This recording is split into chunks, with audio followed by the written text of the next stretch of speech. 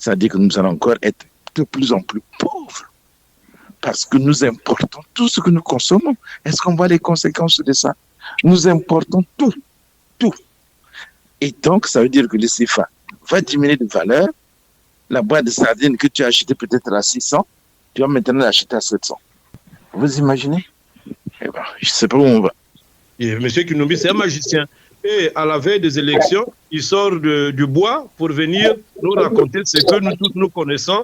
Il fait le cinéma, c'est pour avoir une place, pour avoir encore le poste à la prochaine législature. Parce qu'il sait que, bon, s'il il a double président Sassou, après, il aura encore un poste. Puisque c'était des faux candidats. Ils ont toujours accompagné le président de la République. Il a été candidat à la fin. Il désiste en faveur du président. Raison pour laquelle ils ont toujours fonctionné comme ça. Voilà. Et là, nous avions de l'argent dans les mains des autres, l'argent dans les mains des Congolais qu'ils ont mis à l'étranger. On va demander aux entreprises étrangères de venir renflouer les caisses de l'État. Ça a toujours été comme ça pour le Congo. Je crois qu'il faut d'abord commencer à balayer devant sa porte avant d'aller balayer devant la porte d'une autre. Voilà. Monsieur Kinumbi, vous savez qu'il a déjà été candidat aux élections présidentielles passées. Il accompagne toujours le PCT. Il a toujours été... Pourquoi il a créé son fameux parti, la chaîne? Mais c'est pour vouloir aller à la mangeoire. Lui, c'est la mangeoire qui l'intéresse, ce n'est pas les Congolais. Mais est-ce que ce n'est pas trop facile, ce que dit Mme Opou? Ce n'est pas trop facile pour nous, pour vous, pour les Congolais qui disent ça. Parce que comme dit Mme Opou, le fait d'avoir côtoyé le pouvoir, le fait d'avoir été proche et de voir ce qui s'y passe, est-ce qu'il n'a pas le droit même d'avoir des amis qui peuvent aussi critiquer? Non, il a le droit, mais ce sont les larmes de crocodile. La première fois, s'il veut être de bonne foi, il n'a qu'à d'abord démissionner du bureau de l'Assemblée.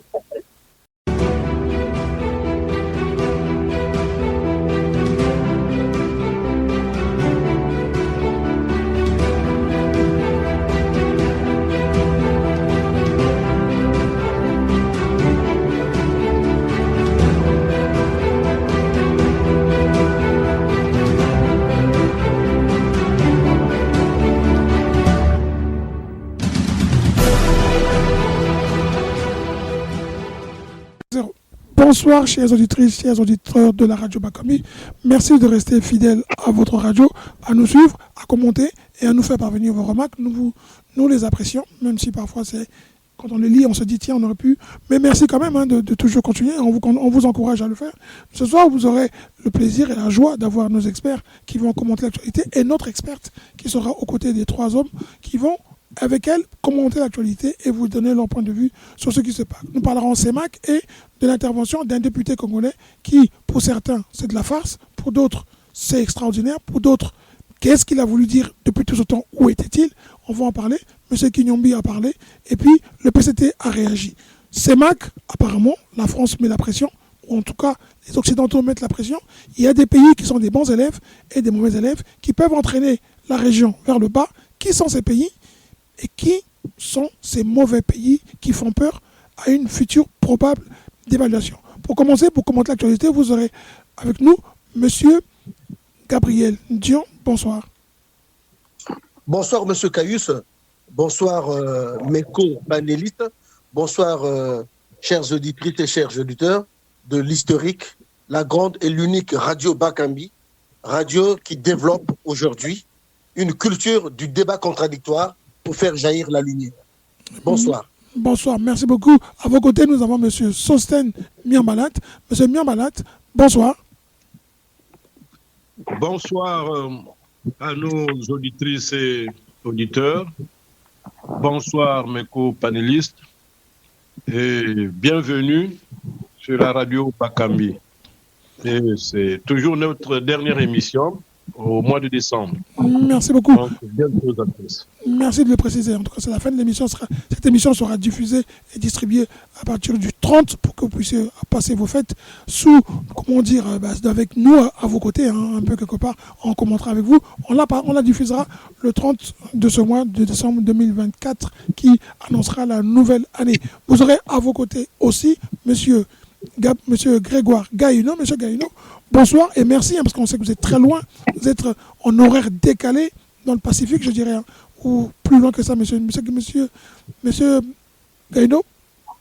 Oui, bonsoir, Monsieur Bélibé, bonsoir les amis débatteurs, bonsoir les auditeurs. C'est vrai que bon, j'ai pris un mois de vacances et m'éloigner un peu de, si vous voulez, des troubles de Paris pour me retrouver un peu dans le Pacifique là-bas, plus plutôt au bord de l'océan Indien. Voilà, où il fait très chaud, il fait beau. Voilà. D'accord, vous nous faites rêver, en tout cas, merci beaucoup pour ce moment de rêve. Merci, c'est pas grave. Profitez-en en tout cas et revenez plus en forme pour l'année prochaine.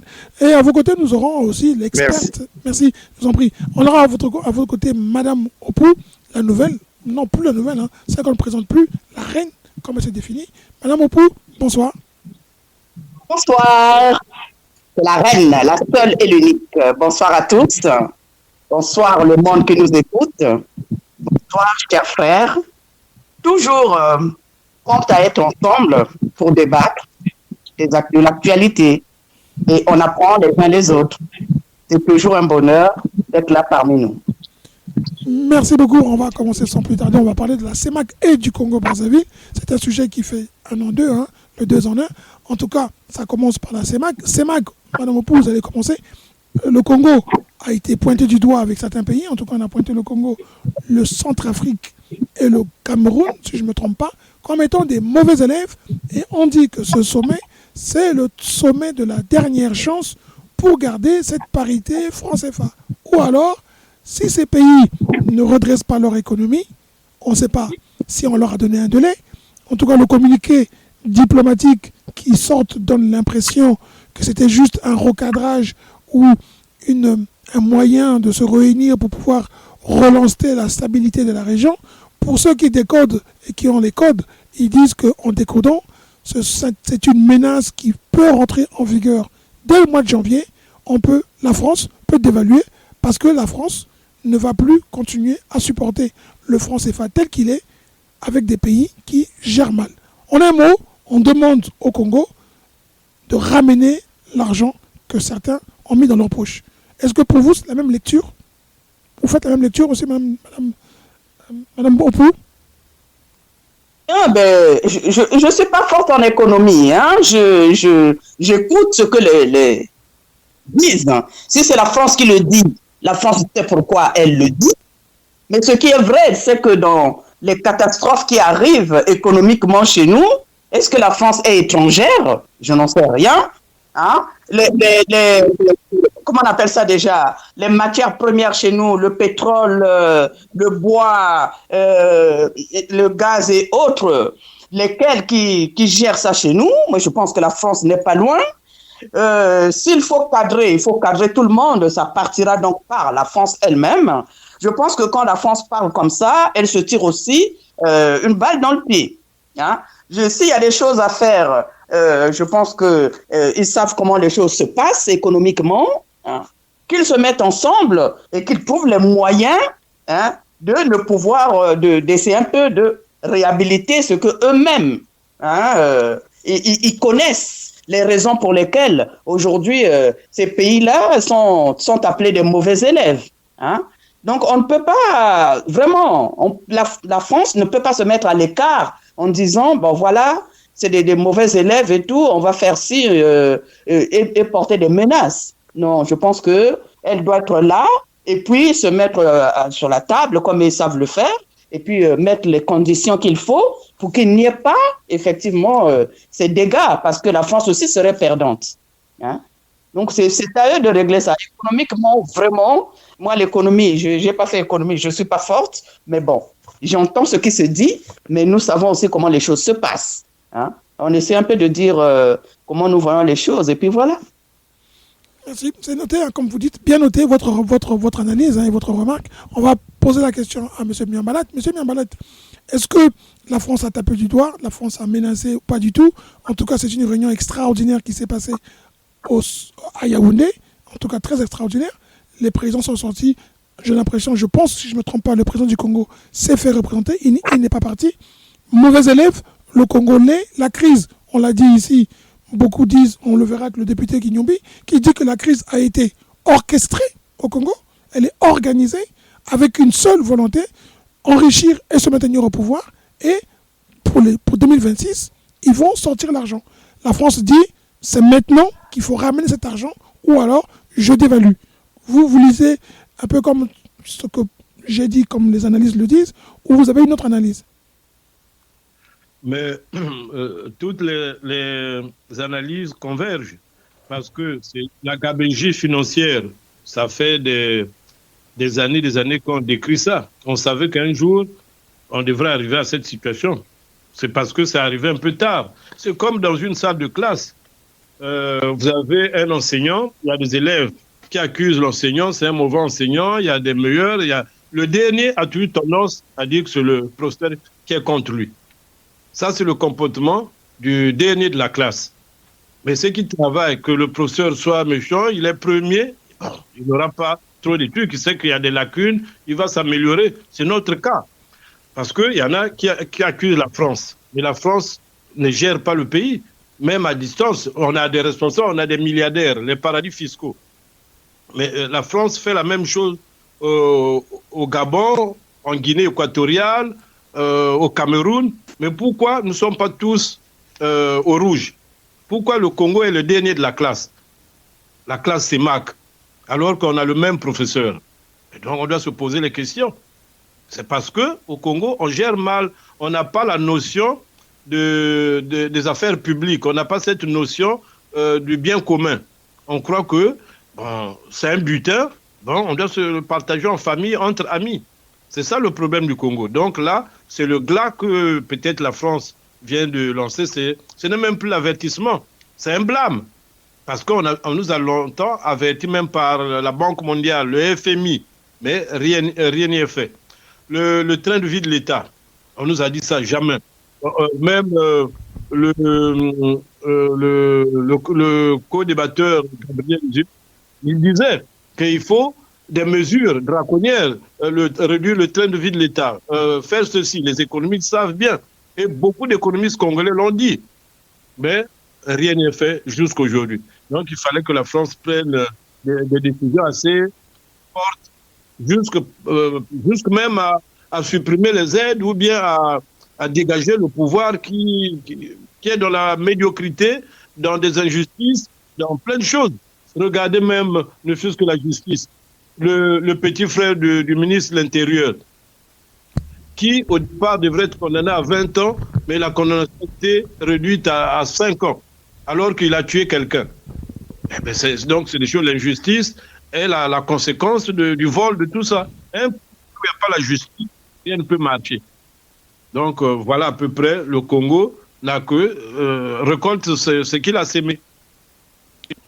D'accord, je vous remercie beaucoup. Monsieur Mkaino, vous qui êtes politologue, quand vous analysez ce qui se passe, le Congo, nous le disons ici, les gens au Congo trouvent que toutes les radios, tous les médias qui sont à l'extérieur sont là pour faire de la mauvaise météo. Mais là, c'est une situation qui est quand même assez catastrophique, ou pas catastrophique. D'après vous, quand vous lisez ça, l'analyse qui ressort, le Congo est un bon élève ou un mauvais élève? Le Congo est reconnu comme le mauvais élève. Monsieur Social venait de le dire. Un mauvais élève, comment dire, un mauvais ouvrier n'a jamais de bons outils. Donc, le Congo est un mauvais élève, ça on le sait, tout le monde le sait. La gestion chaotique, tout le monde le sait. Les gens, le gouvernement qui navigue toujours à vue, tout le monde le sait. Aucune perspective, aucun projet économique. On se lève le matin, on fait n'importe quoi, on va construire les tours comme si la beauté d'une ville dépend des tours. Vous venez ici, par exemple, dans la petite ville où je suis ici, Étang-Salé, c'est une belle ville, mais il n'y a pas de tours, il n'y a rien. Mais quand tu vois des maisons, le style des maisons, tout ça, on n'a pas besoin de tours pour faire une belle ville. Et donc, on est là dans l'imagination, on regarde l'Europe et puis on voit, tiens, là-bas, il y a des tours, il faut construire une tour et dans un environnement insalubre. Vous savez, la situation, bon, aujourd'hui, ce qui arrive à la CEMAC, c'est provoqué par les pays africains. Il ne faut pas accuser, M. Miambala l'a bien dit, merci bien de dire, il ne faut pas aller accuser le prof quand toi-même tu ne fais rien, quand toi-même tu ne veux pas apprendre tes leçons. On ne peut pas avoir le pétrole et vivre que du pétrole sans jamais faire un projet économique. sans jamais diversifier l'économie, sans jamais former les cadres, ne fût-ce que ça, former les cadres. Aujourd'hui, regardez, l'université va faire une année, va connaître une année blanche, mais là aussi vous allez dire c'est la faute à la France. Mais non, non, arrêtons toujours de chercher des boucs émissaires. Assumons nos propres responsabilités. Il faut se voir. On a des gens qui n'ont aucune vision. Ils fonctionnent comme un animal qui se lève le matin. Qu'est-ce que je vais faire? Je pense qu'on reviendra sur le discours d'un opposant qu'on appelle M. Kinombi. Je ne voudrais pas anticiper là-dessus. J'espère qu'on y reviendra. On a pas mal de choses à dire. Et quand on voit tout ce qui se passe aujourd'hui, des étudiants congolais maltraités, mais non, mais c'est une honte. Donc, le CFA va être encore dévalué. Ça veut dire que nous allons encore être de plus en plus pauvres parce que nous importons tout ce que nous consommons. Est-ce qu'on voit les conséquences de ça? Nous importons tout, tout. Et donc, ça veut dire que le CFA va diminuer de valeur. La boîte de sardines que tu as achetée peut-être à 600, tu vas maintenant l'acheter à 700. Vous imaginez? Eh ben, je ne sais pas où on va. Enfin, l'émergence 2025, hein, c'est ce qui avait été promis. Vous croyez qu'on dirige un pays avec des slogans? 2025, nous verrons si le Congo sera émergent. Là, on commence déjà à faire la publicité de monsieur, non, qui doit se présenter. Parce qu'il a atteint l'émergence en 2025. On verra bien. D'accord, je vous remercie. Monsieur Ndian, vous qui êtes l'économiste, un peu interpellé, hein, j'ai fait exprès de vous laisser à la fin pour que vous puissiez intervenir. Je voulais vous poser cette question qui n'est pas simple.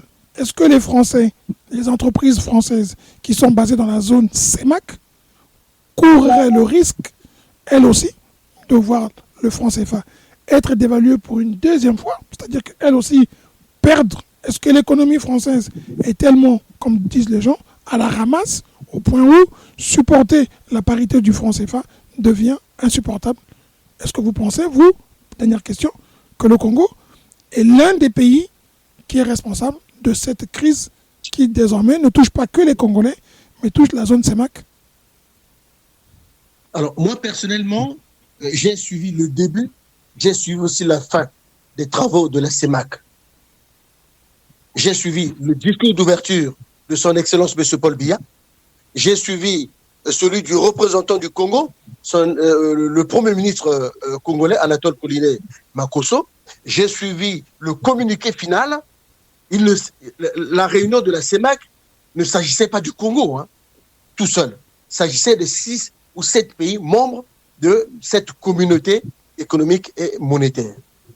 Ça, c'est de 1. Maintenant, de 2, les gens ont parlé, ont dit tout et son contraire, qu'il serait question de dévaluation du franc CFA. Ah non, il n'en a pas été question, puisque, comme vous le savez, il faut que les auditeurs et les auditrices de Radio Bakami sachent qu'il n'en a pas été question.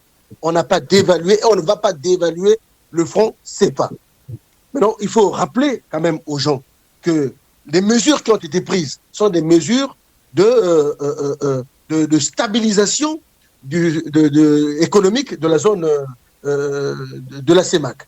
Donc c'est vrai qu'il y a une baisse de la croissance économique, c'est vrai qu'il y a une baisse des réserves de change, c'est vrai qu'il est nécessaire qu'on puisse faire des réformes structurelles, c'est vrai aussi qu'il faut mettre en place des politiques de gestion financière beaucoup plus prudentes, beaucoup plus... Et enfin, on demande à tous les pays de s'impliquer, pas que le Congo, hein.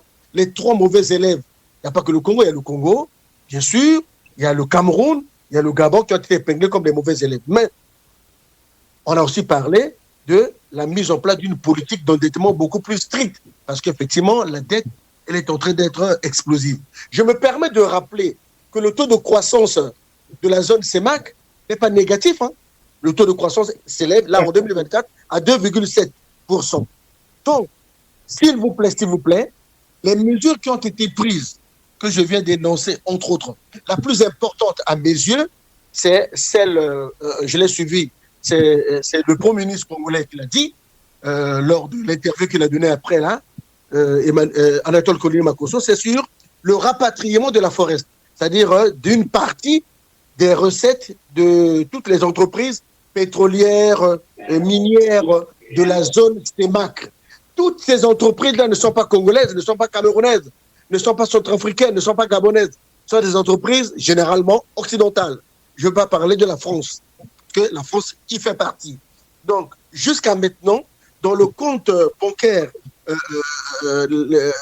courant de la CEMAC, les recettes de ces entreprises pétrolières et minières ne rentrent pas là-bas. Donc, on a demandé, la CEMAC a demandé à ce que toutes les entreprises étrangères là, qui sont au Congo, qui sont au Cameroun, au Gabon, les entreprises pétrolières, les entreprises minières, puissent rapatrier dans un compte bancaire séquestre de la BAC leur œuvre. Et à ce moment-là, vous allez voir que les réserves qui ont chuté, les réserves de change vont augmenter. On n'aura pas seulement 4 mois de répit, comme c'est le cas aujourd'hui. Si on rapatrie toutes ces recettes-là, à peu près 3 ans de réserve. Donc, ce sont des mesures qui permettent à ce qu'on puisse stabiliser économique et monétaire de la CEMAC. Donc, il n'est pas question d'évaluation du franc CFA. D'accord. Voilà. Monsieur John, comme je vous ai posé une question, 2 questions. Vous avez dit, vous avez reconnu, enfin vous n'en avez pas reconnu, hein, le communiqué confirme qu'il y a 3 mauvais élèves, Congo, Cameroun, et vous avez dit Gabon. On est bien d'accord. Ce n'est pas Centrafrique. Donc le Congo était un mauvais élève, pour nous qui sommes congolais d'origine. Alors, vous avez cité qu'il fallait stabiliser, qu'il fallait que les entreprises étrangères ramènent l'argent, les entreprises étrangères qui sont dans un secteur bien précis, hein, pétrolier et minier. Ça nous emmènera à parler de Kignombi tout à l'heure. La dette est quand même en train de monter de manière exponentielle, c'est-à-dire qu'il y a une mauvaise gestion, il n'y a pas de respect, chaque pays fait ce qu'il veut, et ça a un impact sur les autres. Donc il faut assainir les finances, si je comprends bien. Est-ce que tout ça, ce n'est pas simplement un langage diplomatique pour dire que vous êtes en train de foutre la merde, arrêtez la merde, pour être plus courant? Ces 3 pays-là, vous faites ce que vous voulez. C'est le langage plus... Là, on parle en diplomatie. Il est grossier. Hein. Oui, non, ce que je dis, il est très grossier. Mais est-ce que ce n'est pas ça, en fait, ce que dit la CEMAC dans son communiqué? C'est un langage diplomatique.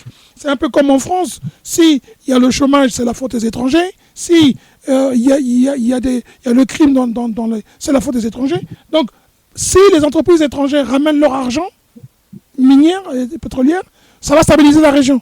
Mais si je ne me trompe pas, et on va en parler tout de suite aussi d'ailleurs, le Kignombi, qui a rejoint dans son analyse M. Nzon Mathias, dont on a critiqué l'analyse, il dit au Congo, l'argent est dans les comptes des dignitaires, l'argent est dans les comptes et l'argent est sorti du circuit financier de manière orchestrée. Donc, on va y arriver, ne déplacez pas le problème. Hein, donc, oui, d'accord. Allons-y. Est-ce que d'abord le communiqué final, c'est pas diplomatique, simplement diplomatique, pour dire que... Écoutez, tous les... Je vous comprends, M. Caius.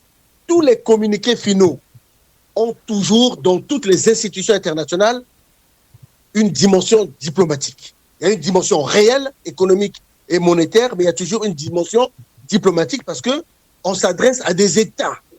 Donc, c'est comme ça que l'on doit voir les choses. Ça, c'est de 1.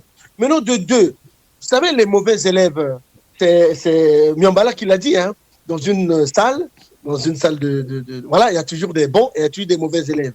Eh bien, dans toute communauté, il y a des bons et des mauvais élèves toujours. Dans toute zone économique, monétaire, même politique, il y a toujours des bons et des mauvais. Aujourd'hui, au moment où nous parlons, M. Caius, il faut savoir que en matière de dette, la France est le plus mauvais élève de l'Union européenne, avec une dette de plus de 3 000 milliards d'euros.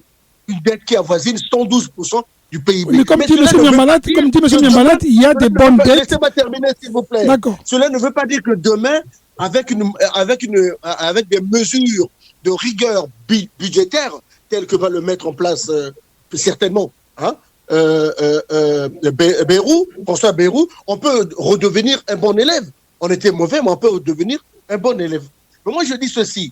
Parmi les niches qu'il faut exploiter, économiquement parlant, les niches fiscales, les niches financières que l'on peut développer, que l'on peut exploiter plutôt pour faire revenir l'argent au niveau de la BAC, ou encore pour le Congo, pour faire revenir l'argent au niveau du trésor public, non seulement le rapatriement d'une partie des recettes des entreprises pétrolières et minières dans un compte bancaire est nécessaire, mais il faut savoir que le Congo peut faire mieux le Congo. Je me permets de rappeler que le Congo est un pays qui a des créances très, très, très nombreuses vis-à-vis de ses propres pays amis de la zone CEMAC. Si je prends les dettes que le Tchad a vis-à-vis du Congo, c'est 50 000 milliards de francs CFA que le Tchad nous doit. La RCA nous doit 18 000 milliards de francs CFA. La Côte d'Ivoire nous doit 100 000 milliards. Et je peux continuer la liste comme ça. Donc, ce sont des pistes que l'on peut exploiter, faire rentrer l'argent au niveau du trésor public pour pouvoir faire rentrer l'argent dans le circuit monétaire congolais et par conséquent, le circuit monétaire de la CEMAC. Voilà. Merci. Monsieur Gaïno, Monsieur Ndjan vient de nous donner des pistes que nous n'avions pas, mais qu'avait déjà mis en lumière Monsieur Ndjan, excusez-moi Mathias, quand il expliquait qu'il y avait des enfants, des jeunes enfants de moins de 30 ans ou en tout cas de moins de 35 ans qui avaient des comptes en Suisse où 1000 milliards pouvaient transiter sur leur compte au nom de l'État. Là, on a parlé Monsieur Gabriel nous fait comprendre qu'on parle des entreprises étrangères, mais encore une fois, ce que nous savons, c'est que par exemple la SNPC, qui est l'entreprise qui a aujourd'hui un accord avec l'État, qui a eu cet agrément, qui lui donne une licence de vendre le pétrole congolais, est connue comme une entreprise qui, quand elle vend, l'argent ne rentre pas au Congo.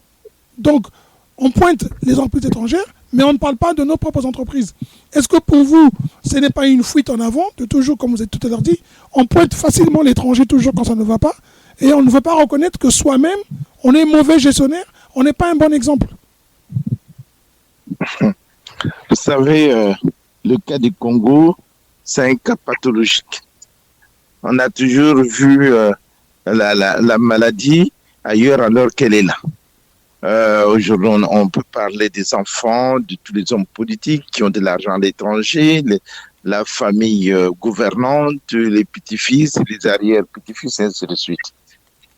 Donc, on a privatisé le Congo qui est devenu une source financière pour une famille ou pour un club d'amis. Alors, mais vous savez, c'est bien sûr, c'est une fuite en avant. C'est une fuite en avant parce que tout le monde sait que on est en train de répéter ce qu'a fait le Premier ministre. On déclare l'année de la jeunesse et puis après, on va demander au staff de recruter les jeunes. Voilà. Et là, nous avions de l'argent dans les mains des autres, l'argent dans les mains des Congolais qu'ils ont mis à l'étranger. On va demander aux entreprises étrangères de venir renflouer les caisses de l'État. Ça a toujours été comme ça pour le Congo. Je crois qu'il faut d'abord commencer à balayer devant sa porte avant d'aller balayer devant la porte d'une autre. Voilà. Le Congo est un mauvais élève reconnu qui gère très mal. Il n'y a pas de sanctions, il n'y a rien. Les détournements, ça fait partie de la règle. Donc, ça fait partie de la règle. Donc, on sait qu'il y a énormément de l'argent. Le Congo n'est pas pauvre. On a surpris des femmes ici avec des sacs pleins d'euros. On a surpris des hommes ici. Partout, quand je dis en France, comme aussi en Espagne, en Europe, partout. Donc, le Congo est un pays riche. Et si seulement il y avait une mesure qui demandait à tous les Congolais qui sont à l'étranger, mais il faut une mesure draconienne, c'est pas les mesures comme ça en parlant. Parce qu'on fait un constat et puis après, on fait le constat et puis après le constat, on fait quoi? On arrête là. On a vu 6 milliards qu'on détourne pour payer les étudiants. On a fait le constat, mais après, qui en est responsable? On ne connaît pas. On a vu une femme qui a pris 1,5 milliard, qui est 500 millions, 1,5 milliard, qui a donné à son copain. Où a-t-elle trouvé cet argent? On a vu, on en a entendu parler, mais aujourd'hui, on en sait quoi. Donc, vous voyez, c'est ça le problème du Congo. C'est comme ça, on va devant les autres, on parle, sans se regarder même. Alors que les gens savent comment vous dirigez votre pays. Les gens savent qui vous êtes. Mais on arrive avec beaucoup d'arrogance, on parle avec beaucoup de fierté, on regarde les autres d'en bas, alors que c'est vous qu'on regarde d'en bas. Parce que vous n'êtes que des minables, c'est tout. Regardez le Congo, dans quel état se trouve-t-il? Pour un pays aussi riche de combien de millions d'habitants? Peut-être 4 ou 5 millions d'habitants. Bon, on a dit 6, on est passé à 6. Bon, 6 encore, avec beaucoup de réserves. Parce que vous ne verrez jamais le Congo vous donner le taux de mortalité, combien de gens sont morts pendant tel mois ou telle année. Ça n'existe pas chez eux. Donc voilà.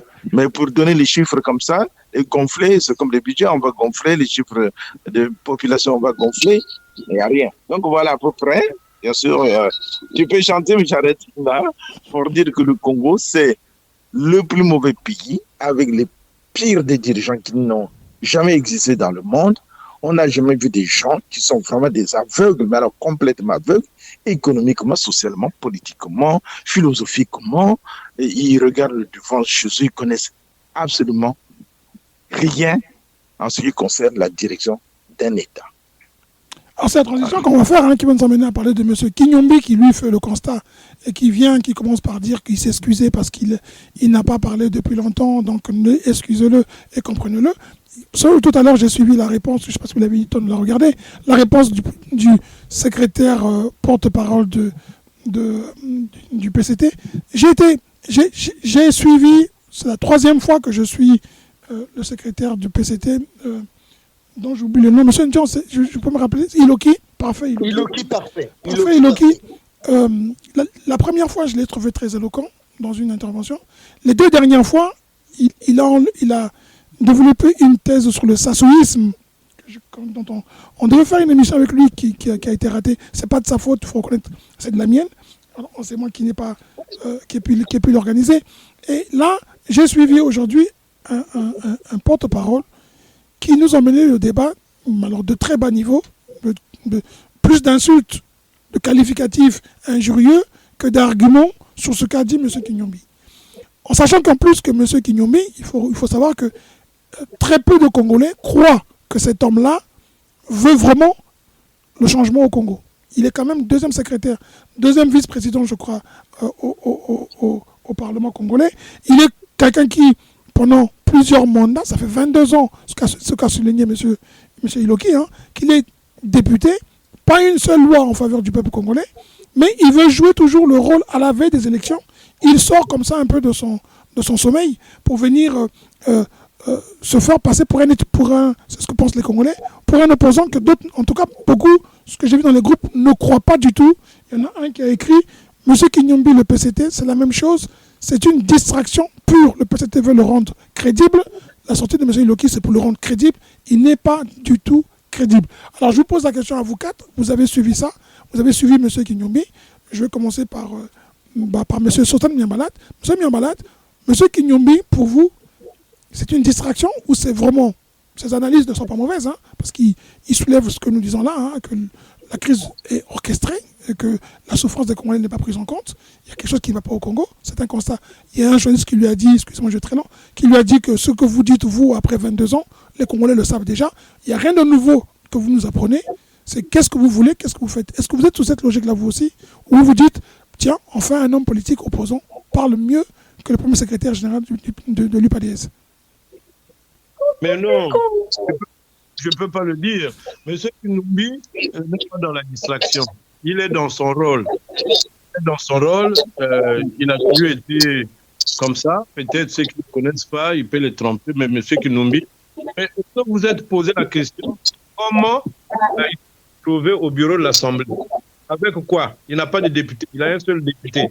Comment, politiquement... Attends, excusez-moi, monsieur, excusez-moi. Il y a quelqu'un qui a son micro qui est ouvert et derrière ça parle. Si vous pouvez couper le micro. J'ai l'impression que c'était chez la reine.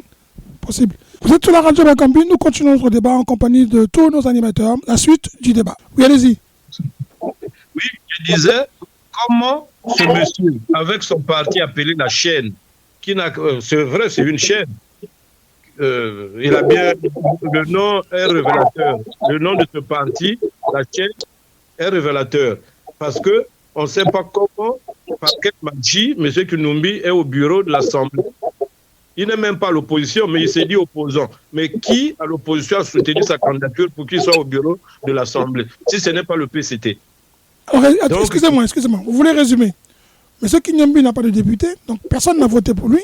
Donc pour être au bureau de l'Assemblée, il faut être élu. Mais bien sûr, pour être au bureau, il doit avoir des soutiens politiques, mais avec lui-même, le député, c'est lui-même. Son parti n'a pas de député, n'a rien. Parce que c'est des principes, disons, entre guillemets, démocratiques. Si tu n'as rien, tu es seul, si tu n'as pas été coopté par le PCT, comment peux-tu te retrouver au bureau de l'Assemblée? À moins que tu sois magicien. Et M. Kinumbi, c'est un magicien. Et à la veille des élections, il sort du bois pour venir nous raconter ce que nous tous nous connaissons. Il fait le cinéma, c'est pour avoir une place, pour avoir encore le poste à la prochaine législature. Parce qu'il sait que, bon, si il a double le président Sassou, après, il aura encore un poste. Puisque c'était des faux candidats. Ils ont toujours accompagné le président de la République. Il a été candidat à la fin. Il désiste en faveur du président. Raison pour laquelle ils ont toujours fonctionné comme ça. Bon, mais cela étant, moi je crois que même l'intervention des Iloki, c'est la comédie, parce qu'ils se connaissent. Il dit, moi je dis ça, toi tu viendras me contredire. C'est entre eux.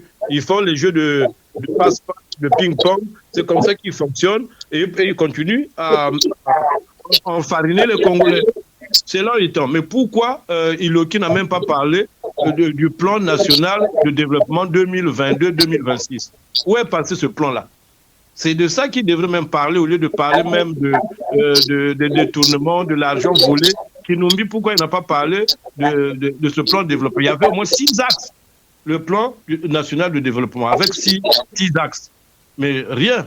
Aucun axe n'a été réalisé, aucun. Est-ce que l'agriculture est développée? Rien. Est-ce que l'industrie est développée? Rien. Est-ce que les zones économiques spéciales sont développées? Rien. Est-ce qu'il y a eu le développement du tourisme au Congo? Rien. Est-ce qu'il y a eu le développement de l'immobilier? Rien. Mais maintenant, comment quelqu'un qui a échoué sur toute la ligne, vous sortez et vous voulez qu'il soit encore candidat à la prochaine élection? Mais c'est se moquer de Congolais. C'est se moquer de Congolais. Même le Premier ministre, avec ses 12 points, les antivaleurs, l'injustice, l'injustice ne fait que s'accroître. Donc, ils sont tous en train d'enfariner le peuple. Le peuple est tellement passif que, bon, ils continuent. Donc, ils savent que le peuple ne peut rien faire. Il faut l'enrouler dans la farine. C'est des boulangers. Les boulangers congolais, nous sommes leur baguette. Donc voilà, il n'y a rien derrière le soleil. Merci. Monsieur Ndian, vous avez suivi M. Kinyomi, votre secrétaire est sorti, il a critiqué, il a beaucoup plus injurié. J'étais très déçu de voir que c'était plus des injures. À ce niveau-là, le Congo mériterait mieux que des injures. Il faut, comme dit M. Ndian, qu'il a M. Gaïn, M. plutôt Sosten Malade, qu'il emmène lui-même plutôt à nous citer des chiffres, à nous dire que le Congolais a l'eau, a l'électricité, que le Congolais a le téléphone dans sa maison, que les pensions sont payés régulièrement et que ce n'est pas de la bonne volonté du président. C'est un mérite quand on a cotisé toute sa vie, quand on prend sa retraite, on a le droit au moins de pouvoir passer une retraite paisible, d'être payé régulièrement et que les étudiants peuvent être payés de droit. C'est un droit à la bourse au Congo. Elle devrait être un droit et non comme d'autres l'ont dit que ce n'était pas un droit. Et que tout devait fonctionner normalement. C'est ce que M. Iloki devait nous mettre en valeur. Mais il a plutôt parlé de 2 ou 3, 4 chantiers. Est-ce que pour vous, M. Kinyomi, ce qu'il a dit, le PCT considère que c'est injurieux, c'est insultant, parce que c'est dit par un allié, c'est ce que j'ai compris dans les phrases de M. Iloki, c'est un allié et qu'il n'aurait pas dû venir parler tel qu'il a parlé. Est-ce que ça veut dire que pour le PCT, tout va pour le mieux, il n'y a rien à dire? Même si, pour beaucoup, c'est une association de malfaiteurs qui joue la comédie. Non, vous êtes trop dur. Vous êtes trop dur, M. Caius, dans votre rhétorique. On ne peut pas dire que c'est une association de malfaiteurs. On ne peut pas dire que... Non. Monsieur Caius, écoutez-moi bien. Attendez, monsieur Ndjeng, excusez-moi. Il y a quelqu'un qui a mis son haut-parleur, je ne sais pas qui c'est, et nous on parle, on s'entend au fond. Oui, c'est comme s'il a une télé ou quoi. Il a mis le haut-parleur. Monsieur Gaïno? Non, pas du tout. Je suis tout seul en train de voir l'heure couler. Voilà. Non, pas mis le haut-parleur. Ok, bon allons-y. Monsieur Ndjeng, continuez. Donc, je disais tout à l'heure, je ne serai pas long, que vous êtes trop dur dans votre rhétorique, dans votre discours. Là. Ce n'est pas une association de malfaiteurs, ce n'est... non. Jusqu'à preuve du contraire, M. Caius, chers auditeurs, chères auditrices, M. Joseph Kanyumbi Kiambungu est un opposant politique congolais. Il est le chef d'un parti politique appelé, je crois, La Chaîne. Ne me demandez pas qu'est-ce que ça veut dire. Donc, c'est tout à fait normal qu'il puisse avoir le discours qu'il a tenu lors de sa conférence de presse. C'est de bonne guerre. C'est tout à fait normal qu'il puisse critiquer. Pour lui, rien n'est fait au Congo. Et maintenant que le secrétaire permanent chargé de l'information et de la communication, monsieur Iloki. Parfait Iloki, puisse lui donner un droit de réponse, ce n'est qu'aussi normal. Vous n'allez pas lui demander de lui donner un droit de réponse sur des actes qui ne sont pas les siens.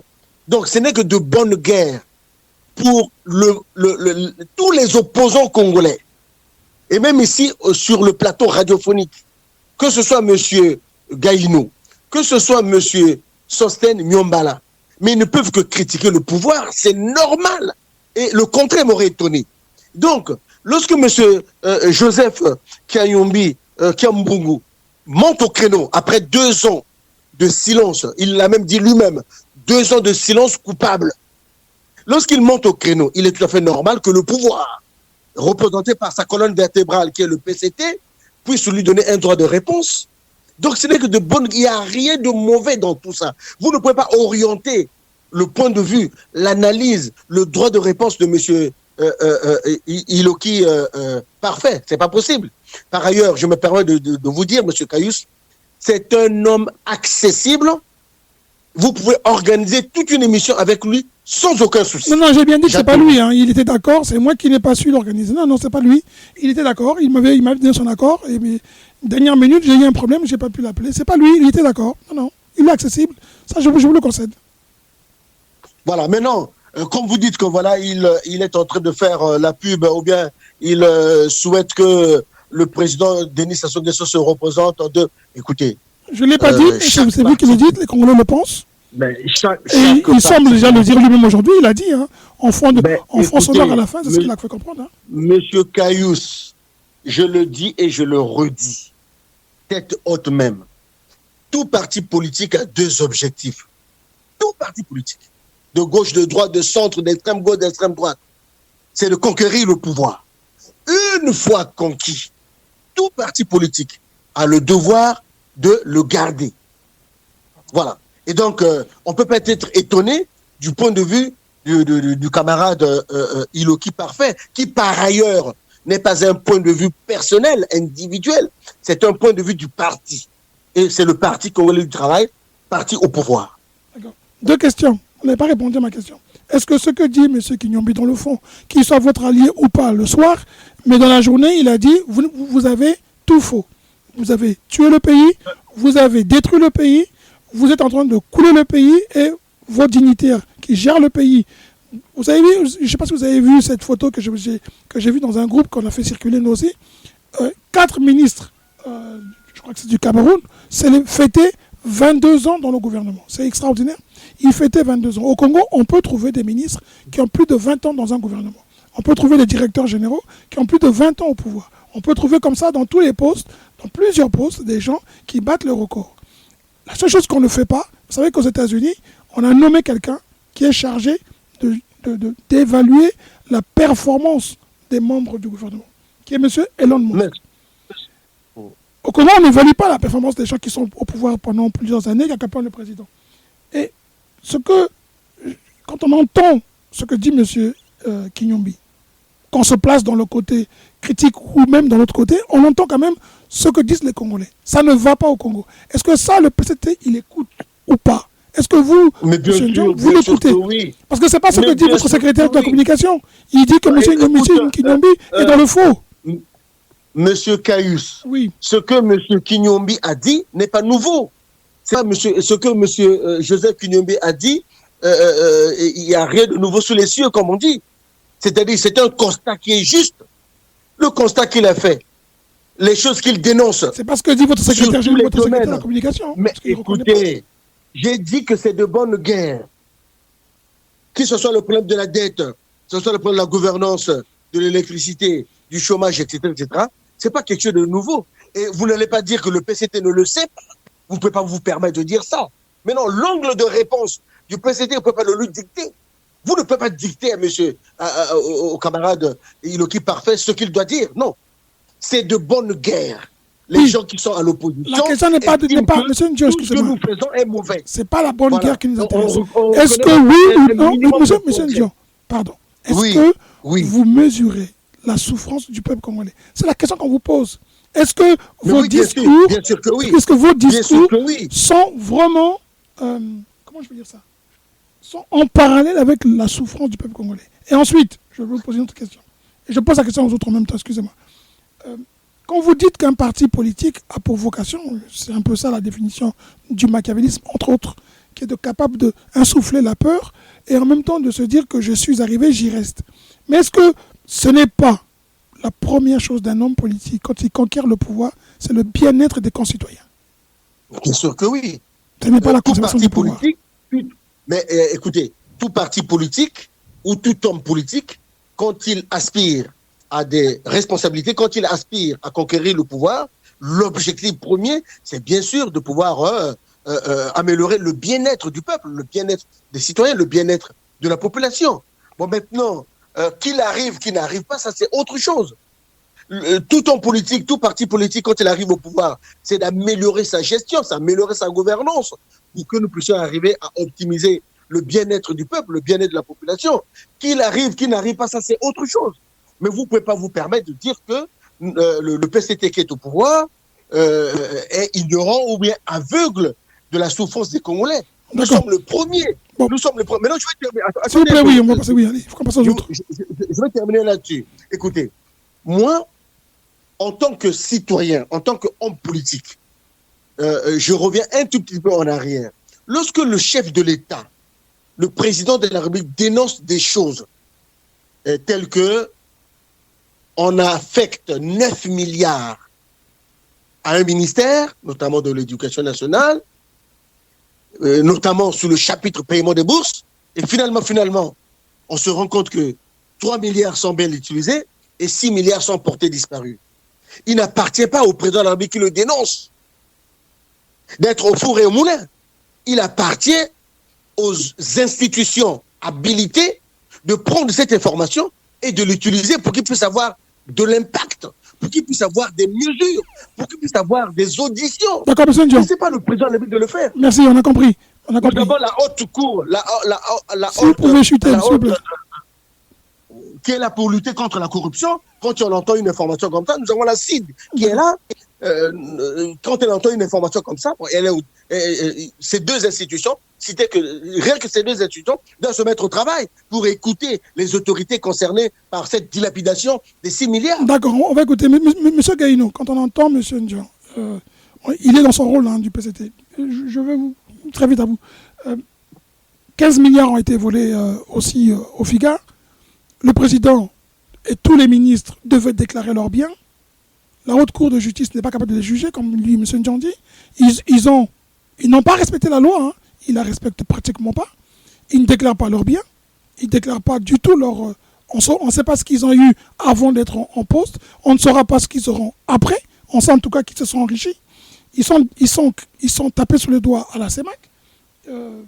Un député, un des leurs, et comme dit M. Miambalat, personne ne nous explique comment quelqu'un qui n'a pas de député, sauf lui, arrive à obtenir la majorité des voix pour être élu au bureau de l'Assemblée, si ce n'est pas une faveur du parti au pouvoir majoritaire. Donc on se pose la question. On est en droit de se poser se poser la question de son intégrité quand il doit son poste à celui qui dirige le pays. Bon. Quand vous écoutez ça, est-ce qu'il n'y a pas un décalage de la part du PCT, du bilan que lui présentent les Congolais, notamment un de leurs alliés, M. Mathias Nzon, on a dit avec qui il allait faire ce projet, alors qu'il leur a dit, voilà comment je veux le faire. Les Congolais le disent tous les jours, nous on le dit ici. Et avec ça, le PCT nous dit, le président en place va se présenter en 2026. On est dans un monde réel ou irréel quand on entend tout ça. Ils sont où? Ils sont sur Terre ou ils sont sur Mars? M. Gaïno. M. Gaïno, on ne vous entend pas? Vous avez coupé le micro, M. Gaïno. Ah, merci. Je disais, ils ne sont même pas sur Mars, ils sont au fond de la mer, dans le fond, au fond de la mer. Parce que sur Mars, ils peuvent voir d'autres personnes, mais ils sont au fond de la mer, ils ne voient rien. Parce qu'il fait sombre là-bas. Moi, j'aurais bien voulu, bon, malheureusement, vous avez laissé la question de M. Kinombi, moi j'aurais bien voulu. Non, mais allez-y, excusez-moi, parce que je sais que je suis en contact avec monsieur. J'ai parlé. Vous pouvez revenir, je vous donne 5 minutes. Allez, je vous donne 5 minutes, allez-y.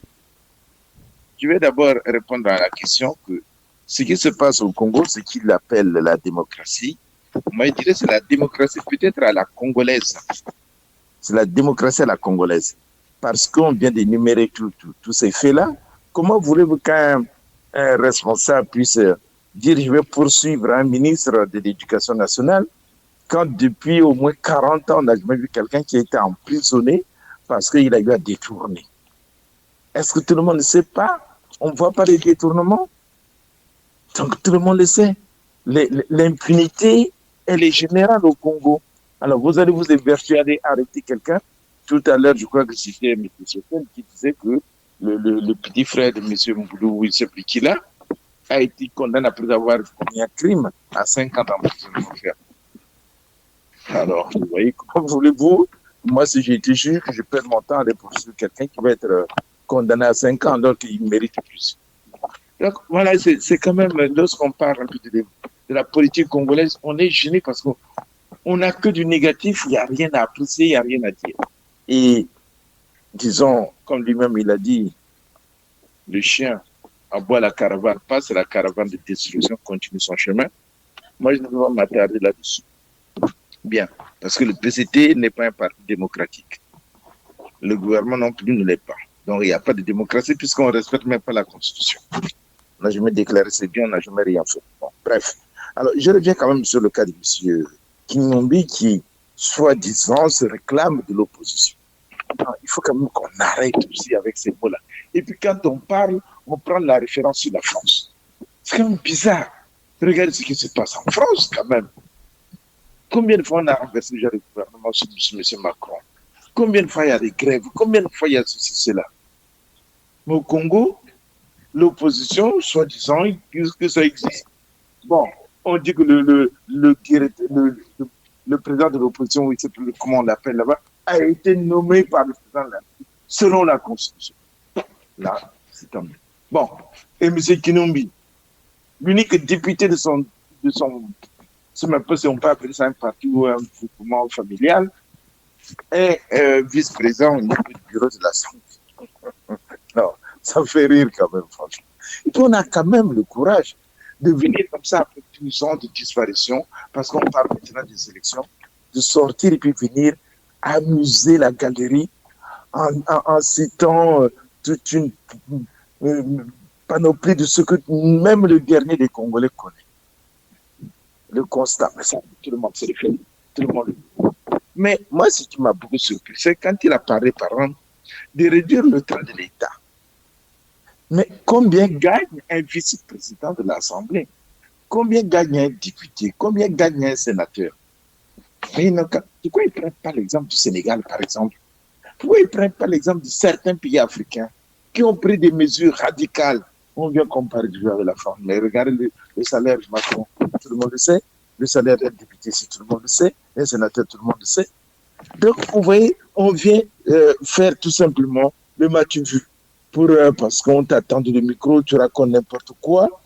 Hein, et après, voilà, on fait un constat, on part du tout. Mais on ne se regarde pas. Pourquoi il aurait pu au moins dire que voilà, moi je suis vice-président du bureau de l'Assemblée, je gagne tant, réduisez mon salaire. Non, ça passe. Bon, et puis les gens qui sont là, éternellement, hein, les ministres qui sont là, à vie, le président à vie. Et après, quand même, on ose dire qu'on crée un parti politique. Oui, tout parti politique a droit de conquérir le pouvoir et de le garder aussi longtemps que l'on veut. Ça, c'est la démocratie. Non, monsieur, ce n'est pas la démocratie. On est là dans un empire. Donc, arrêtez de commencer à dire n'importe quoi au peuple congolais qui a qui souffre, qui est dans sa misère, qui vit sur la misère. Excusez-moi, M. Kayouno. Avant que vous ne poursuivez votre argumentaire, j'aimerais vous dire que M. Kinumbi, son parti s'appelle La Chaîne. Et une chaîne mange ce qu'elle a vomi. Elle vomit, elle avale, elle vomit, elle avale les mêmes choses. Donc, son parti, c'est La Chaîne. C'est normal qu'il avale, qu'il injure le PCT et puis qu'il mange encore là-bas. Donc, c'est une chaîne. Merci de cette précision que tu apportes pour nos auditeurs. Je pense qu'ils comprendront que dans ce monsieur-là, il avale, il mange ce qu'il crache et puis après, il avale. Merci. C'est pas M. Niambala, c'est pas la chienne. C'est La Chaîne. C-H-A-I-N-E. Ne jouez pas avec la phonétique. Mais moi, c'est la phonétique. Pour moi, c'est La Chaîne. C'est pareil. C'est pareil au même. C'est La Chaîne, donc, dans le sens. Oui, M. Kayouno, pouvez terminer. La précision était importante de la part de M. Niambala. M. Kayouno. Oui, je termine parce que franchement, quand je parle des institutions congolaises, j'ai pas envie parce que on ne sait pas si ça existe ou bien c'est tout simplement la forme, l'imitation. On met un gouvernement parce que voilà, il faut nommer un premier, il faut nommer le gouvernement. Et le fonctionnement, on ne le voit pas. Tout ça, on voit les députés qui viennent, qui vont défiler, qui vont faire leur gymnastique, bien habillés, cravate, machin, et puis on vient distraire la population. Demander à un ministre, par exemple, du Congo, ministre de la Santé, combien de gens sont morts, par exemple, au cours de ce mois? Personne ne le saura. Au cours de l'année dernière, personne ne le saura. Et voilà ce qui nous dirige. Donc, moi, je suis franchement désolé. Moi, je ne sais plus quoi dire du Congo. Il n'y a rien que tu peux apprécier. Rien. Voyager, aller voir ce qui se passe dans le monde. Ce n'est pas seulement en Europe, aller en Afrique. Regardez bien ce qui se passe dans d'autres pays. Merci. Merci beaucoup. Madame Opou, on ne t'a pas entendu, c'est moi qui ne vous ai pas donné la parole. On a parlé du député, vous avez entendu ce qu'il a dit, ce que vous pensez, vous, ou plutôt ce que vous ressentez, vous, ce que vous avez vu, les analyses que vous avez pu lire à gauche et à droite sur le député, dont tout le monde pense que c'est de la complaisance, qu'il est dans un schéma tactique de mise en place de la candidature du président au pouvoir. C'est le bilan qui parle pour le président, c'est qu'est-ce qu'il a fait aujourd'hui pour que 20 ans après, il mérite encore d'être président en 2026. Ce que se pose la question des Congolais, si on faisait un sondage, on serait bien surpris de voir, on ne serait pas surpris d'en voir les résultats. Il n'y a pas beaucoup d'instituts de sondage au Congo d'ailleurs, dans ce sens-là. La question que je vous pose, c'est, le député vient, il dit, même si ce qu'il dit, on peut penser qu'il y a de la complaisance, comme dit M. Ndian, il n'y a pas de preuve, il y a aussi peut-être aussi de la bonne foi. Donnons-lui au moins cette chance de pouvoir dire qu'il est de bonne foi. Mais de bonne foi, il a dit des choses et le PCT dit c'est un menteur. Est-ce qu'il n'y a que le PCT qui dit la vérité ou le peuple congolais, au travers d'un député qui soit-il membre du bureau de l'Assemblée, peut aussi dire que vous, ce que vous faites au pays, ça ne va pas. Et d'ailleurs, la CEMAC vient de le dire aussi. Le Congo est l'un des pays qui peut couler la région, économiquement parlant. Vous m'entendez là? Oui, très bien. Ok. Si j'avais quelque chose à dire, moi, je ne comprends pas les Congolais que nous sommes. À chaque fois qu'une personne fait une intervention, on l'attaque toujours en disant, ben oui, il intervient, il dit ceci, mais il a été avec celui-là, il a été avec le PCT, il a été avec... On a l'impression que quand on a côtoyé les autres, on ne peut plus s'exprimer. Je ne connais pas ce monsieur. C'est vrai qu'il a fait partie je ne sais pas moi, qu'il a été député, a côtoyé les autres, etc. Il est toujours député. Est-ce pour autant qu'il n'a pas le droit de s'exprimer? Attendez, laissez les gens s'exprimer. La liberté aussi, c'est celle-là. On a beau avoir été... Oui, mais n'empêche. Aujourd'hui, nous avons 2026 qui arrive. Il y a la course au pouvoir qui est là, la course aux élections. Mais chacun peut s'exprimer. Peu importe si la personne était ministre dans le gouvernement, ou était proche du pouvoir, ou si un jour il décide de sortir pour dire ben, je vais faire mon chemin, on va lui reprocher. Non, tu n'as pas le droit, tu as été avec ce pouvoir, tu as été avec le PCT, mais laissez les autres aussi la liberté de s'exprimer. Maintenant, qu'on on soit pas d'accord, on soit d'accord ou pas d'accord avec eux, ça c'est autre chose. Moi, je pense que les gens ont le droit de s'exprimer. Peu importe de comportement qu'ils ont eu jusque-là. On peut avoir été avec les gens et puis à un moment donné ne pas être d'accord et faire son chemin. Hein? Alors, quand nous parlons, nous, on dit qu'on parle de... quand nous parlons de la France, je reviens sur la France, mauvais élève de l'Union européenne. Eh bien, ma foi, aujourd'hui, le président Macron, quand nous parlons de conquérir le pouvoir pour le garder, c'est vrai, hein, ça se dit. Le président Macron, quand on lui parle, s'il va démissionner, il vous dit non. S'il va laisser le pouvoir, il vous dit non. Voilà, et pourtant, quand on regarde comment les choses évoluent, on a l'impression qu'on va à la caisse. Mais lui, il a gagné les élections, il va aller jusqu'au bout de sa mission. Eh bien, il garde le pouvoir. Il a conquis et il garde le pouvoir. Voilà. Vous dire bien qu'il a gagné les élections. C'est ça. Et puis, voilà, mais enfin. Hein? Donc, quelque part, il faut aussi que nous, je parle de nous les Congolais, nous tous, nous sommes responsables. Il faut que nous cessions cette comédie de combattre l'autre parce que tout simplement, à un moment donné, il avait pris une direction. On a le droit d'être aujourd'hui à un point donné et demain ne plus l'être. Et dire les choses comme on le sent. Ça, je ne le lui reproche pas. Après ce qu'il a dit, vrai ou faux, c'est aux Congolais d'en juger. Et si aujourd'hui, demain, il veut se présenter aux élections présidentielles, il est dans ses droits. On ne peut pas enlever les droits de tout le monde comme ça. C'est pas possible. Il a toujours fait. Il est resté au même endroit. Il n'a jamais changé. Il n'a jamais changé. Il a toujours Et là, aujourd'hui, il est sorti de son silence. Donnez-lui, laissez-lui la liberté de faire ce qu'il a envie de faire. Il a dit des choses qu'il n'a pas dit depuis 2 ans. Aujourd'hui, il sort, il le dit. Ben, il a le droit de s'exprimer. C'est ce qu'on appelle la liberté d'expression. Il a dit la même chose. Et la tolérance. Voilà. Si j'avais quelque chose à dire, c'est juste ça. Sans pour autant, il faut éviter aussi des jugements erronés que nous faisons des nôtres. Mais un mot dessus. On lui demande pas, on lui interdit pas de s'exprimer. Monsieur Guéno, c'était M. Miambalad qui répondait à Madame Opoa. Oui, mais je réponds quand même un mot. On lui demande pas, on n'interdit pas. Mais c'est tout simplement, tu sais, la manière.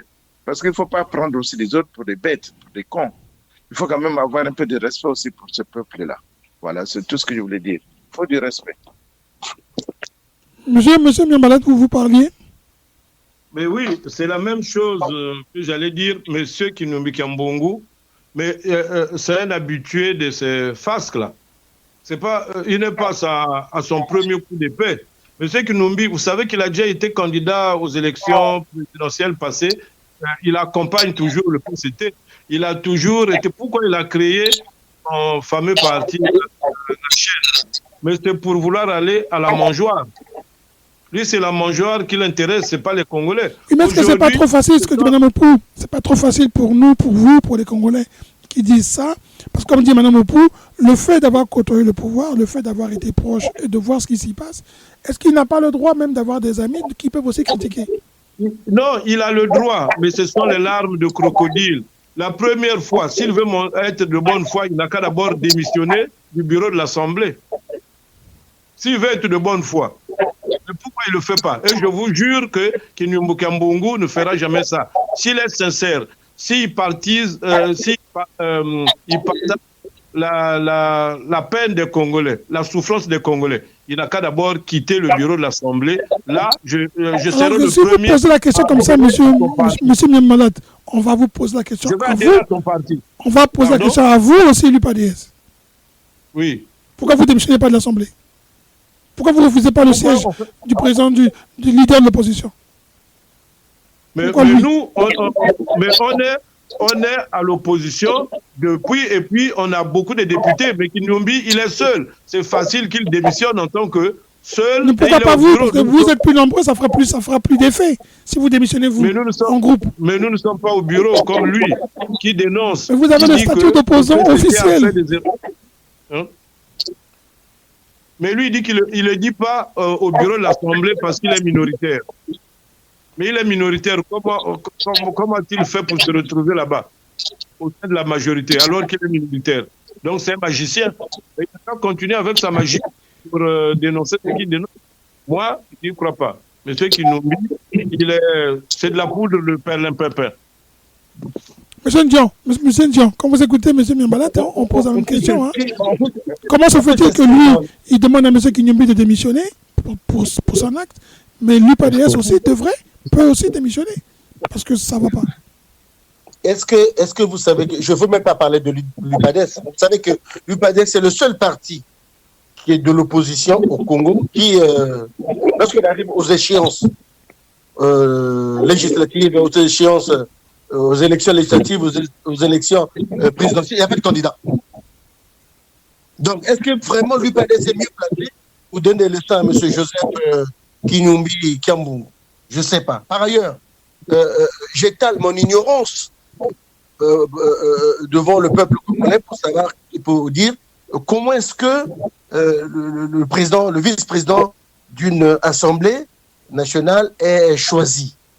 Je ne sais pas exactement. Est-ce que c'est par rapport au poids politique, au nombre des députés qu'il est choisi? Le président, logiquement, mais le vice-président, je ne sais pas si ça répond aux mêmes règles.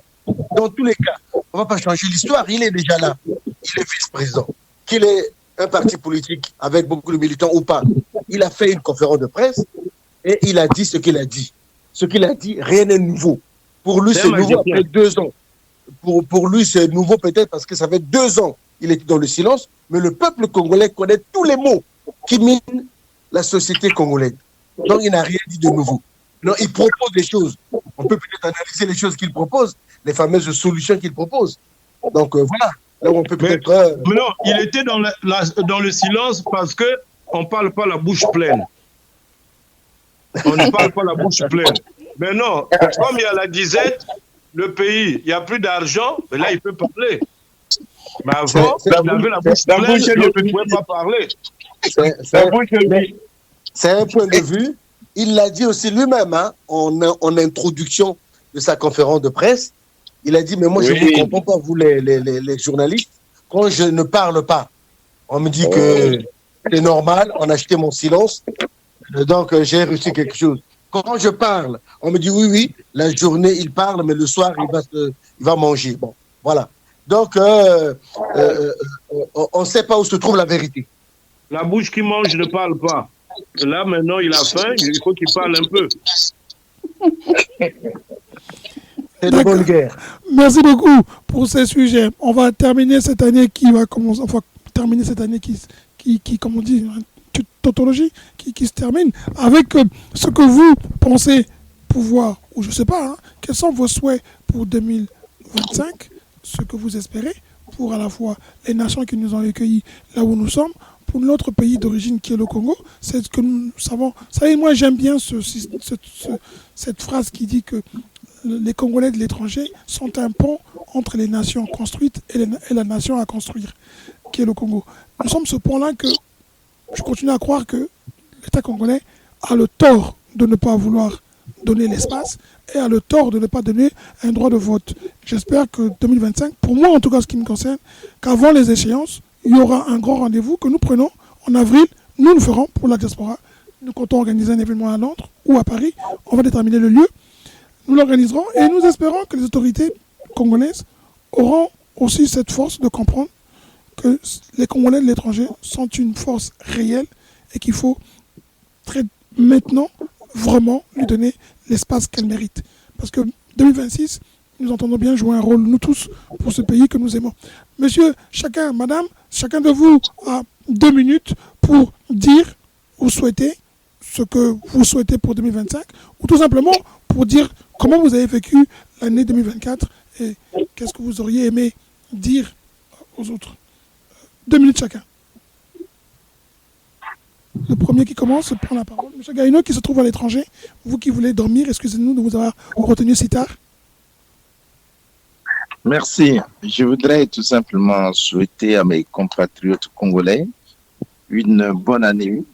J'espère que les naïfs qui avaient cru que le 1er janvier Le Congo sera un pays émergent, ils verront l'émergence, mais ça ne se décrète pas. C'est tout un processus. Et vous ne pouvez pas continuer avec les gens qui ne vous font que des promesses, parce que les promesses n'engagent que ceux qui croient à ce genre de polémique. Il faut se lancer dans cette vie en ayant toujours le courage et tout en sachant que la liberté, elle a un prix. Donc c'est aux Congolais que je souhaite que pour leur liberté, il ne faudrait pas qu'ils aient peur de payer le prix. Et j'espère que l'année prochaine, 2025, vous continuerez toujours à nous suivre, plus nombreux que maintenant, parce que nous continuerons toujours à analyser la situation du Congo, la situation du monde, parce que nous apportons aussi nos points de vue sur tout ce qui se passe dans le monde. Encore une fois, bonne année, joyeux Noël, bonne fête de fin d'année. Merci. Merci, M. Gaïno. On va prendre M. Ndion, Mme Opou, et ensuite M. Miambala qui conclura. Écoutez, moi, je souhaite d'abord, sur plusieurs plans, sur le plan du peuple congolais, je leur souhaite une bonne année, de bonnes fêtes de fin d'année, que ce soit Noël ou la Saint-Sylvestre, une bonne année 2025. Je souhaite que 2025 soit meilleur que 2024. Par ailleurs, au niveau de Radio Bakambi, je souhaite à ce que en 2025, Radio Bakambi passe également passe les deux, et du radiophonique et de la télé. Donc je pense qu'on fera tout pour que nous puissions être non seulement audibles, mais également visibles, qu'on puisse nous voir, que je puisse voir un peu le visage de M. Caius, que je n'ai jamais vu. Et sur le plan strictement de la diaspora, moi j'encourage le Premier ministre Anatole Kone Makosso, qui l'avait dit et qui le dit toujours, que, comme l'a dit Caius tout à l'heure, la diaspora c'est le pont entre les pays construits déjà, développés déjà, et les pays à construire, donc à développer. Donc je souhaite que 2025, que la diaspora congolaise puisse avoir une contribution dans le développement socio-économique du pays beaucoup plus prononcée que 2001 ne l'a été 2025. Enfin, pour 2025, je souhaite à ce que le peuple congolais puisse être, malgré toutes les difficultés que nous traversons, notamment la crise économique et financière que nous traversons, que le peuple congolais soit uni, que l'unité, que la paix soit vraiment le sacerdoce, que ça soit vraiment la colonne vertébrale, que ça soit vraiment le souci de tous les citoyens. L'unité et la paix malgré la crise. Voilà mes souhaits pour 2025. Merci beaucoup, Mme Mopou et M. Miambala après. Bien. J'espère que vous m'entendez. Très bien, très bien. Alors moi, ce que je souhaite, c'est naturellement la paix dans le monde. Je viens de participer ou je viens d'animer une conférence à Rennes avec l'UNESCO. Et j'ai appris que l'UNESCO, en fait, l'objectif de l'UNESCO, c'est de travailler pour la culture de la paix. Je venais de découvrir l'objectif de l'UNESCO. Je ne comprenais pas cela. J'ai dit à l'UNESCO, mais je ne savais pas. Il faut cette culture de la paix, que ça arrive chez nous. Nous avons besoin de paix dans le monde. Il faut que les guerres s'arrêtent. Les guerres en Ukraine, en Palestine, en RDC. Il faut respecter les vies humaines. Aujourd'hui, les vies sont massacrées. Arrêtons pour que la paix soit dans le monde et que pour que tout le monde puisse vivre en toute liberté et puisse s'épanouir sur Terre. La Terre, c'est fait pour s'épanouir. C'est une route, on est tous de passage. On n'a pas à gâcher les vies des autres. Les guerres gâchent les vies. Il faut que ça s'arrête. On veut la paix. Nous, les femmes, on est fatiguées. On ne donne pas les enfants pour qu'on les emmène à la guillotine. On est fatigués. On veut la paix, rien que la paix. Chez nous au Congo, ici en France, partout dans le monde. Et que nous puissions continuer avec Radio Bokambi, Bakambi, j'ai dit Bokambi, Bakambi, pour qu'on puisse apporter notre pierre à l'édification de notre société. Quand j'ai dit cela, je dis bonne fête à tous. Et puis ma foi, que tous nos vœux soient exaucés par Nkwembali, l'esprit tout-puissant de nos ancêtres. Madame, que Dieu vous écoute, que vous soyez. Merci, nous vous remercions beaucoup. Nous allons passer la parole. À conclusion, ce sera Monsieur Miambalat. Merci bien, Monsieur Caius et Belébé. Je pense que, de mon point de vue, je ne vais pas souhaiter vraiment une bonne fête aux Congolais. Parce que je sais qu'il n'y a pas de salaire, il n'y a pas d'électricité, il n'y a pas d'eau.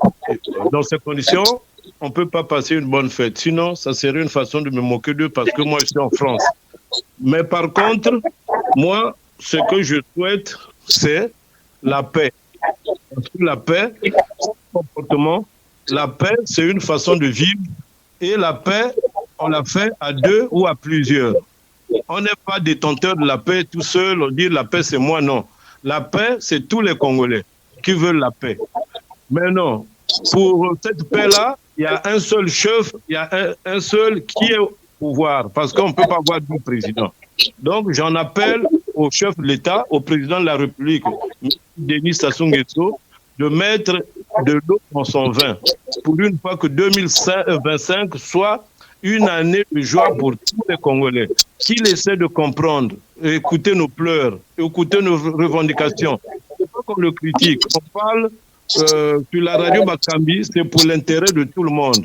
C'est pour son intérêt aussi, parce que c'est un père, c'est un grand-père pour certains, c'est un mari pour d'autres, mais qu'ils nous comprennent, nous sommes tous des Congolais, qu'ils cessent les gens qui l'amènent vers le gouffre, qui l'amènent vers le ravin. Ceux qui l'entourent ne l'aiment pas. Ceux qui aiment ce président, c'est nous qui dénonçons. Mais ceux qui sont autour, ils ont leur bête ou leur gueule dans la mangeoire, ils voient pas ce qui se passe à côté, autour de lui. Donc j'espère que le président de la République, en 2025, va ouvrir le dialogue, va essayer d'associer tout le monde pour qu'on puisse construire notre beau pays, le Congo, que nous aimons tous. Voilà à peu près. Bonne fête à ceux qui sont à l'étranger, aux Congolais qui sont de par le monde. Ceux-là, je pèse parce qu'ils ne sont pas dans les mauvaises conditions, comme au Congo. Et l'université Marien Ngouabi que j'ai vu, le campus est complètement délabré. Comment le siège du savoir peut être dans cet état? Vraiment, occupons-nous de l'université Marien Ngouabi. Je vous remercie. Merci. En tout cas, comme disent les Américains, que Dieu bénisse le Congo et qu'il fasse que les dirigeants ouvrent les yeux et voient la souffrance des peuples congolais. Comme dit M. Miambalat, s'ils pouvaient changer leur cœur, personne ne serait malheureux. En tout cas, tout le monde serait heureux de voir que dans la vie, il y a toujours des gens capables de changer et d'aller dans le bon sens. En tout cas, je vous remercie beaucoup. M. Miambalat, très bonne année. M. Gaïno, merci encore de votre disponibilité. Bonne année. Merci. Et meilleur, comme on dit, joyeux Noël à vous tous, à vous, Mme Opou, ainsi qu'à M. Nzon. Merci beaucoup. Merci. Rendez-vous est pris l'année prochaine. TV, radio, en tout cas, on va y aller. Bonne Merci. Bonne année à tous. En janvier, je suis au Cap-Vert. D'accord. C'est beau. Au Cap-Vert, il y a Internet. C'est beau là-bas. C'est beau. À bientôt. Et encore une fois, essayez de savoir que nous ne faisons pas la politique, mais nous essayons de comprendre la politique.